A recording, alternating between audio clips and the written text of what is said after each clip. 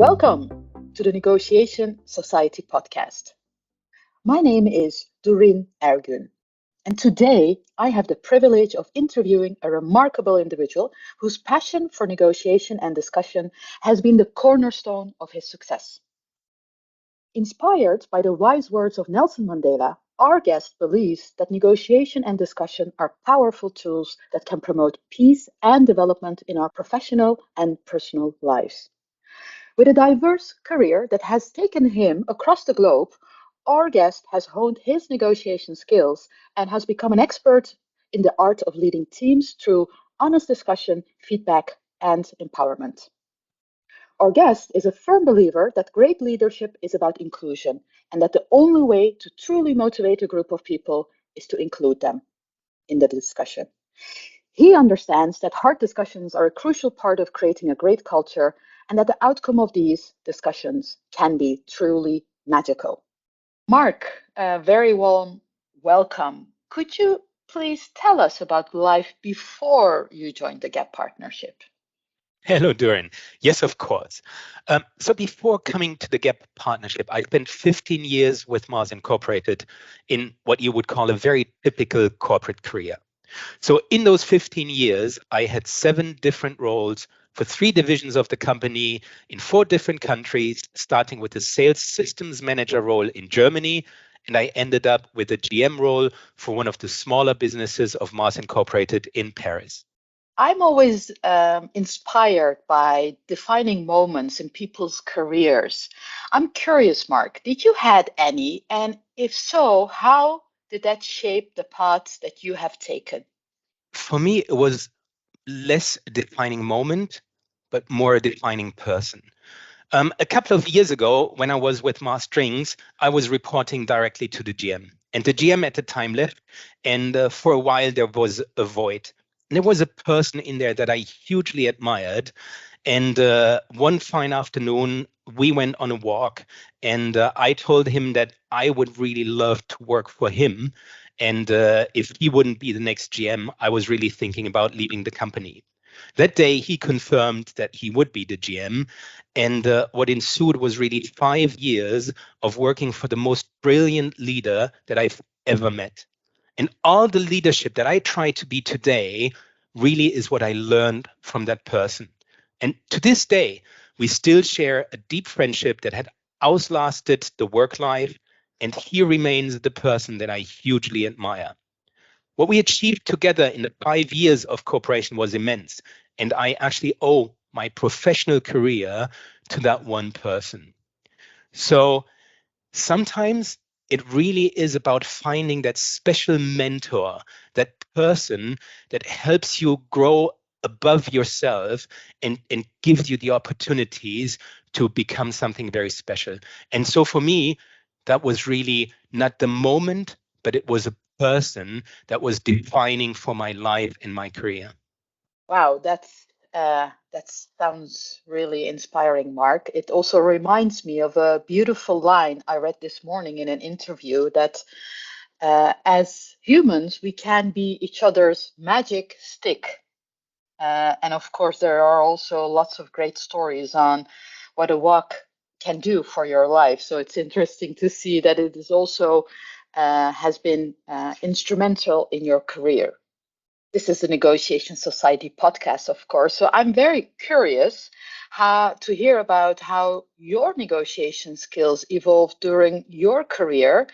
And was there anything in particular that was the most impactful for you? That is a very good question indeed.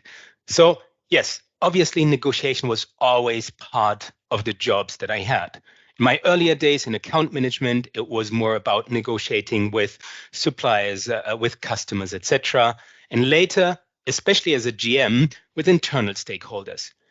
That's still true for most of the negotiations that I do today. They are mostly internally. And of course, if you work in a bigger corporation, such as I did in Mars, you do get a lot of trainings. And 10 years ago, I received the complete skilled negotiator training by the GAP partnership. And that training truly changed my life and my professional journey. is I started to make deals afterwards that I simply didn't do before. And the success of those deals in account management paved the way for my career at a later stage. So without this training, I just simply wouldn't be where I am today. And the part that I integrated most into my daily work was actually the question about creativity. I used to an extent that I made deals that drove the IT department crazy because they had to change the SAP system to develop a functionality that we didn't have before because I made such a creative deal. However, it was one of the biggest deals we've ever made in that time. So for me, the training was really the big stepping stone. And it was all so much because I learned to think outside the box and a lot more than I did before. So it was not really time that changed the way that I negotiated, but really it was a training. And that is the main reason that I am with the Gap Partnership today. A training from the Gap Partnership from us once changed my life. And the impact it had on my career was enormous. And I wanted to be in a place where I can continue to give that to other people and to make them experience the same success that I had, because I believe what we have is truly magical. That's quite an experience, and I found it really, really interesting that you picked especially creativity as a big game changer for you.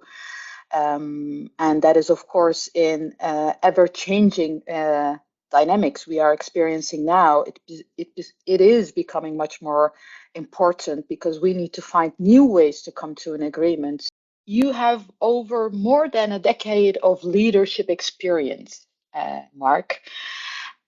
So, what do you believe is key in leadership at this moment in your career? Very clearly, leadership is no longer about yourself. It's about everybody else. If you are a true leader, all you should be thinking about is how you can grow your team and how you can make the people in your team achieve what they never thought possible and become the best version of themselves. Because in the end, the mark that you leave will rarely be on the business. People in businesses are replaceable, but the mark that you leave on people is something that will never be forgotten. And for me, that is the true trait of a leader. I could hear the energy when you pointed that out so convincingly. I'm also very interested to hear the perspective of a leader of a negotiation consultancy firm of what you believe is the connection between negotiation and leadership. Gladly. So every leadership role needs negotiation skills. In a world where you have constant trade-offs, in a world where we have constant budgets that are never enough, and where it's all about what do you need to be successful and how much does this cost, a leader needs to be able to negotiate between the interests of all the groups within his team. So what we need to negotiate is really, what do you need to achieve the success? And what as a company can we give you to be successful?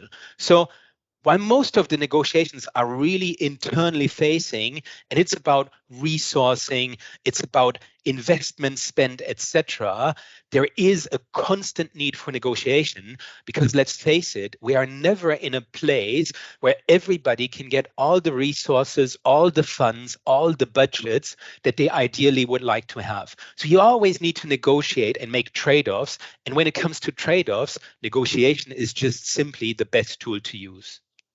That's a wonderful description of how negotiation actually is interlinked, because often when I do speak with leaders, Marc, they're talking mainly about the negotiation skills of their people with suppliers or client, but ultimately how the leaders negotiate themselves is, of course, setting the company up for success. Being a leader is, of course, rewarding, but also challenging.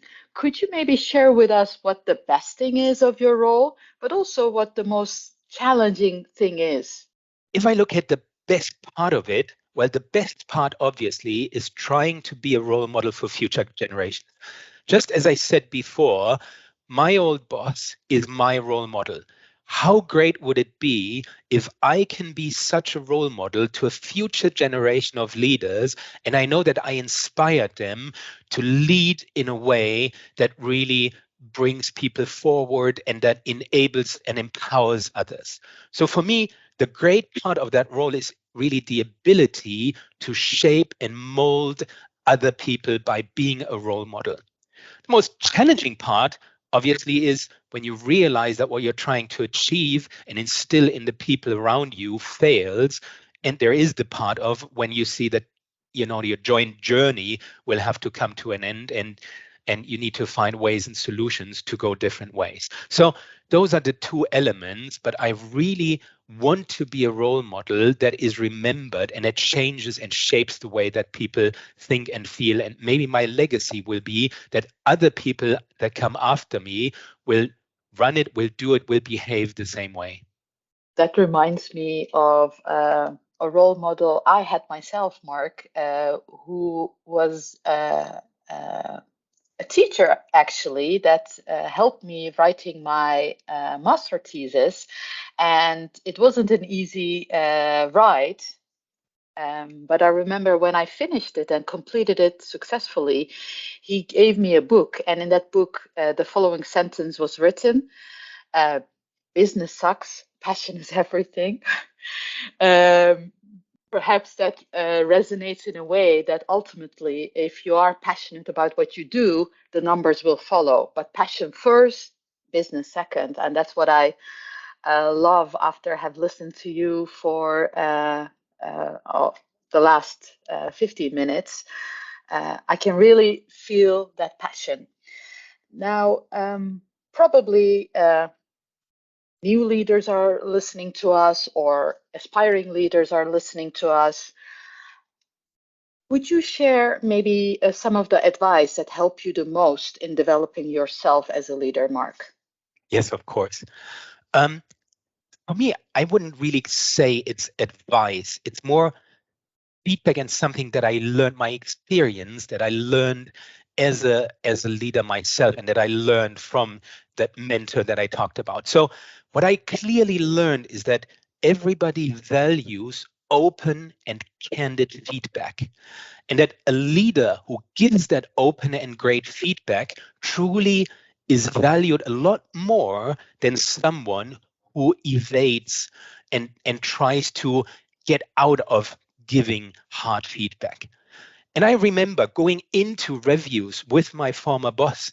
It was not an easy thing. You went in with a feeling in your stomach, oh, what is coming now? What are the things where, things didn't work as well? Where did I go wrong, etc.? But you came out and you learned that only by receiving that feedback, it made you grow as a person. And it wasn't just me, because everybody around us was feeling the same way. They all were not fearing, but they all were thinking, oh my goodness, what is going to happen now if I go into my feedback discussion? They all received feedback. That was never easy, but everybody realized over time that it was only that type of feedback that truly made them grow. And for me, this is why implementing the right feedback culture is the most important thing in my current role, because both giving and receiving feedback is not easy. It's something you need to learn. You need to truly learn how to give proper feedback, but you also need to learn how to receive feedback. But for me, that is the richest thing you can do. And if you truly can give great feedback, if you really teach anybody in your team to receive that feedback, the growth behind it is just so much more than when you avoid talking about harder things and try to be the friendly leader. So for me, that was the biggest experience that I really learned myself, but I saw it in others. Someone who is really tough and hard and candid and open will make people grow. And even though it's hard in the beginning, you learn that long term, it brings you a lot more value than someone who avoids that feedback. So that for me is really, it's all about feedback giving and receiving. That's a passionate recommendation for every one of us to really think about how they are regarding to feedback, and how easy it is for them to give it properly, but also how they are able to receive it. And that also brings me a bit to the sentence, good things can be uncomfortable.